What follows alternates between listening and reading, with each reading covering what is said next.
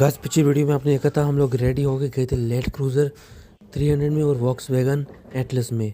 हम लोग एयरपोर्ट गए थे और हम एयरपोर्ट पहुंच चुके हैं। अब हम पाकिस्तान जा रहे हैं पीआईए के अंदर। पीआईए प्राइवेटाइज होने के बाद मेरा फर्स्ट ट्रैवल है और यार बहुत ज़्यादा अच्छी सर्विस है। मैं फ्रीक्वेंट फ्लायर हूँ पीआईए का। लैंडिंग, टेक ऑफ, एयरलाइन के अंदर जो सर्विस होती है खाने की और वगैरह वगैरह, यार बहुत परफेक्ट, बहुत दूसरी एयरलाइन से बहुत ज़्यादा अच्छी है। And really happy with this airline यार।